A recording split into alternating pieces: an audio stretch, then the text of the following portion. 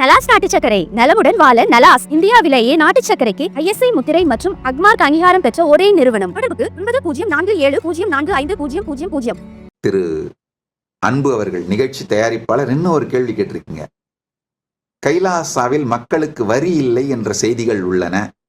வரி இல்லாமல் ஒரு நாட்டிற்கான நீடித்த நிலைத்த பொருளாதாரத்தை உருவாக்க முடியுமா? அடுத்து, அனைவருக்கும் உணவு தங்கும் இடம் கைலாசாவில் இலவசம் என்று செய்தி உள்ளது. உணவு உறைவிடம் இலவசமாக கிடைக்கும் பொழுது தனி மனித வாழ்வில் உயர்வு, தனிநபர் பொருளாதார உயர்வு என்பது இல்லாமல் போய்விடாதா? எப்போதும் உணவு உறைவிடத்திற்காகவும் ஒருவரை மற்றொருவர் சார்ந்திருக்கும் நிலை ஏற்படுமே. இந்த 2 கேள்விகளுக்குமே ஒரு அடிப்படையான சத்தியத்தை சொல்வதன் மூலமா விடை கொடுத்துறாங்க. அதாவது, மனிதனை உணவு, உடை, தங்குமிடம்ங்கிற மருத்துவம், இந்த அடிப்படை தேவைகள், இதை வைத்து பந்தப்படுத்தி அதை காரணமாக காட்டி அவனை வேலை செய்ய வைப்பது மிக கொடுமையான நவீன கால அடிமைத்தனங்கயா. ஆழ்ந்து புரிஞ்சுக்குங்க. அந்த காலத்துல சங்கிலியால கட்டப்பட்டிருந்தீங்க, இந்த காலத்துல செல்போனால கட்டப்பட்டிருக்கீங்க. அவ்வளவுதாங்கய்யா.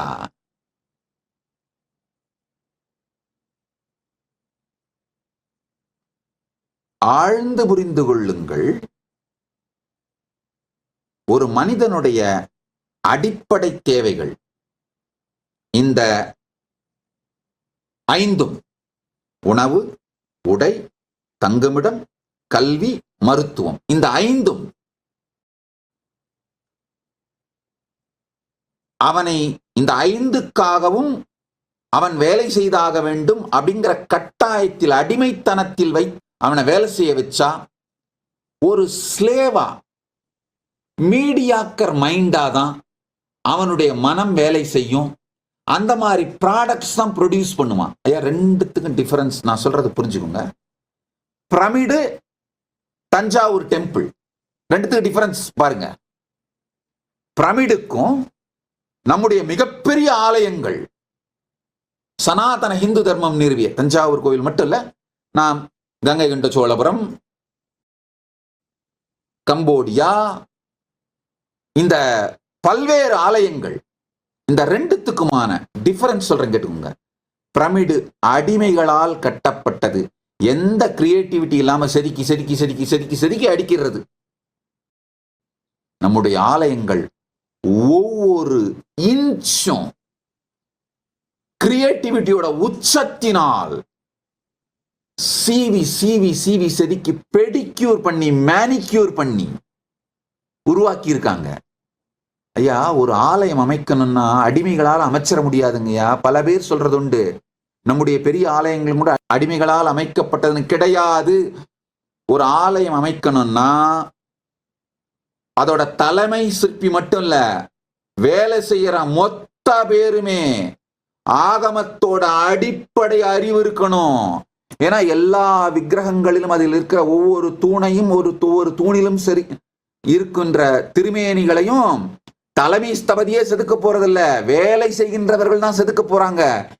எந்த தெய்வத்தினுடைய எந்த கையிலே எந்த ஆயுதம் இருக்க வேண்டும், அவர் முகத்தில் என்ன பாவனை இருக்க வேண்டும், இந்த தியான ஸ்லோகங்கள் ஆகமத்துல தான் இருக்கு. அதனால அடித்தட்டு வேலையாட்கள் உட்பட அனைவருமே கல்வி பெற்றவர்களாக, கிரியேட்டிவிட்டி உருவாக்கும் திறன் உடையவர்களாக, உணர்வினாலே அவர்கள் செய்கின்ற செயல், அவங்களுடைய செயல் அவங்க லைஃப் பர்பஸ்ன்னு கன்வின்ஸ் ஆன ஒரு கான்ஷியஸ் சாவர்னிட்டி இருக்கிற, உணர்வு சுதந்திரத்தன்மை இருக்கிறவரால மட்டும்தான் கங்கை கொண்ட சோழபுரம் மாதிரி, தஞ்சாவூர் ஆலயம் மாதிரி மிகப்பெரிய கிரியேட்டிவிட்டியோட உச்சத்தின் வெளிப்பாடுகளை வெளிப்படுத்த முடியுங்கய்யா. இன்னொரு சின்ன உதாரணம், ஏன் மிக உயர்ந்த அறிவு நம்முடைய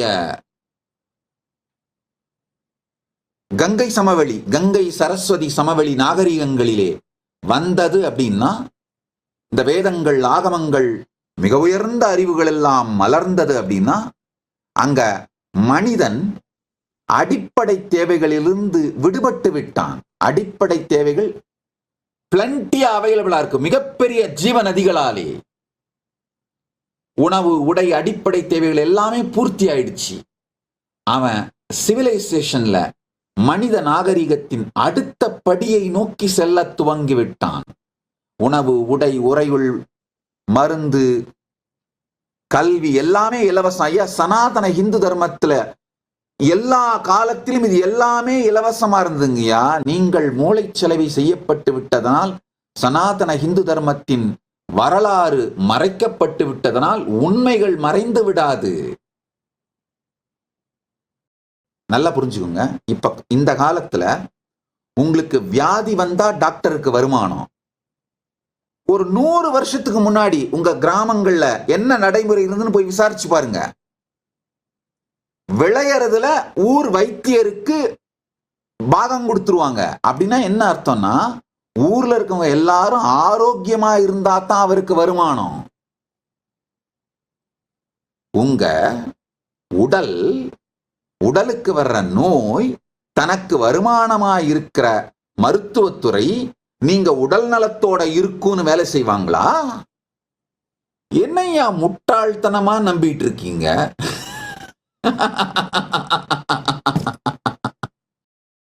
நீங்க ஆரோக்கியமா இருந்து விளைய வைத்தால் அப்பதான் அவங்களுக்கு வருமானம் நம்புற மருத்துவர்கள் தான் நீங்கள் ஆரோக்கியமாக இருப்பதற்காக சிந்திப்பார்கள். சனாதன இந்து தர்மம் ஆரோக்கியமாக மனிதர்கள் இருப்பதனால் வருமானம் வருகின்ற மருத்துவர்களை கொண்ட மருத்துவத்துறை. அதே மாதிரிதான் நம்ம கல்விங்கயா. விளைவதில் இவர்கள் ஒரு பாகத்தை ஆச்சாரியர்களுக்கு, ஆசிரியர்களுக்கு கொடுப்பாங்க. அப்படின்னா என்ன அர்த்தம்? எல்லோரும் கல்வி கற்று, எல்லோரும் கிரியேட்டிவா இருந்து, எல்லோரும் ப்ரொடக்டிவா இருந்து, சமூகமே நாலேஜோட இருந்தாதான் இவங்களுக்கு வருமானம். அதனால அவர்கள் கல்வியை பணமாக மாற்றி வியாபாரமாக்காமல், கல்வியினால் மக்கள் பெறுகின்ற பலனில் இருந்து பங்களிப்பை ஏற்று வாழத் துவங்கினார்கள். அந்த மாதிரியான கல்வித்துறை, அந்த மாதிரியான மருத்துவத்துறை சற்றே புரிந்து கொள்ளுங்கள். சனாதன இந்து தர்மம் மனிதனை இந்த 5 அடிப்படை தேவைகளிலிருந்தும் சுதந்திரமாக்கிவிட்டு, உணவு, உடை, உறையுள், மருத்துவம், கல்வி, இந்த 5லிருந்தும் மனிதனை சுதந்திரப்படுத்திவிட்டு, இதை அத்தனை 5ஐயும் டெமோக்ரட்டைஸ் பண்ணி இலவசமா அவைலபிள் பண்ண வச்சுட்டு, அதுக்கு பிறகு இப்போ உன்னுடைய அறிவு, கிரியேட்டிவிட்டி, உன்னுடைய டைம், ட்ரெஷர், டேலண்ட், இது அத்தனையும் இந்த சமூகம் உயிரோடு இருப்பதற்கு, இயங்குவதற்கு, மேலும் மேன்மை அடைவதற்கு உபயோகம் பண்ணுப்பா அப்படின்னு அவங்களுடைய கிரியேட்டிவிட்டியை திறந்து விட்ட கான்சியஸ் சாவரனிட்டி சென்டர்டு சமூகம்ங்கயா. என்ன அறிவார்ந்த, மிக உயர்ந்த சிந்தனையாளர்கள், ரிஷிமார்கள் தங்களுடைய பெயர் கூட எங்கும் வேண்டாம் என்று நினைத்து, தங்கள் கருத்து, தங்கள் சத்தியத்தின் வடிவமாக, தாங்கள் வெளிப்படுத்திய கருத்துக்களின் வடிவமாக தங்கள் வாழ்ந்தாலே போதும் என்று தங்கள் பெயரை கூட பொறித்து வைத்துக் கொள்ளாத ரிஷிகள்,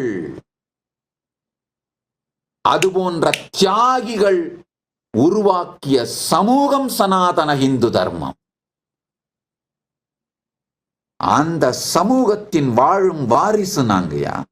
அந்த சமூகம் சத்தியம், அதை மீண்டும் புனரமைப்பது சாத்தியம்ங்கிறதுக்காக தான் கைலாசத்தை உருவாக்கி இருக்கேன். அதனால உங்களை உணவு, உடை, உறைவிடம், கல்வி, மருத்துவம்ங்கிற அடிப்படை தேவைக்காக அடிமைப்படுத்தி வேலை செய்ய வைக்கின்ற ஈனத்தனமான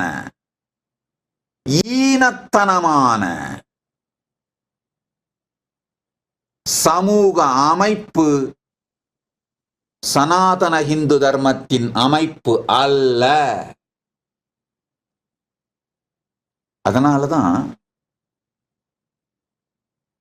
நம்முடைய சனாதன இந்து தர்மத்தில் ரொம்ப அழகான ஒரு வார்த்தை உண்டு. சம்பளம் கிடையாது, சம்பாவனை. நீங்க கான்ட்ரிபியூட் பண்ற கிரியேட்டிவிட்டிக்கு, அதனால் விளைகின்றவைகளை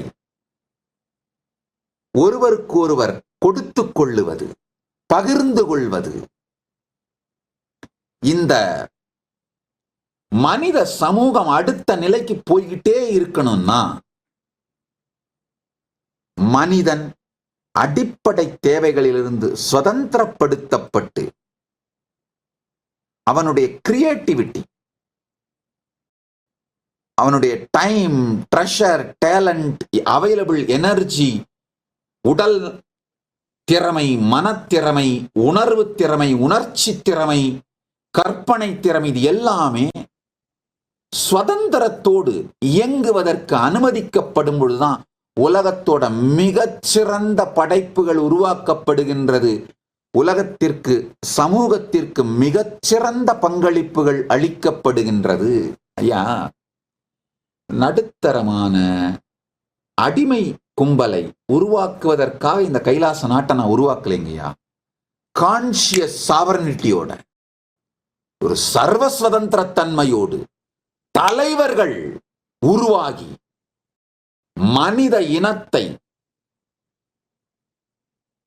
எல்லா நிலையிலும், உடல் நிலை, மனநிலை, உணர்வு நிலை, அறிவு நிலை, உணர்ச்சி நிலை, உயிர்ப்பு நிலை, ஆன்மீக நிலை அனைத்திலும் அடுத்த நிலைக்கு கொண்டு செல்வதற்காகத்தான்